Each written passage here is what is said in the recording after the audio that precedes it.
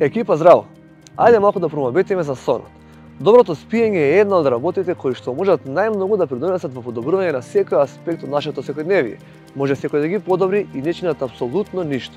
Без разлика дали сакаме да се подобри студенти, да имаме подобрен физички перформанс, да намалите више килограми, да покачиме мускулна маса или едноставно се чувствуваме добро и енергично секој ден. Тука е клучот и еве негови кратки насоки на примена. Прво, најмалку 7, а идеално се 8 часа сон секој ден, под полномрачна и малку поладна соба од вообичаената сонна температура.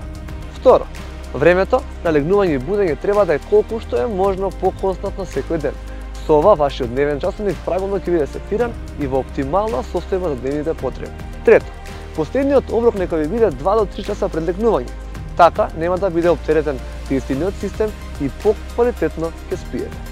Редовен ритуал пред спиење во слабо светло, тивко окружување и намалена физичка активност ќе придонесат за побрзо и полесно заспивање и ладок сон.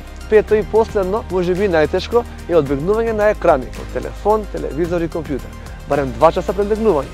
На нашиот ментален склоп му треба време да се ослободи од толку силна дразба на околината. Дајте си време и пробајте да вклучувате една по една од овие насоки. Придобивките за многу кратко ќе бидат повеќе од очигледни. Само пробајте.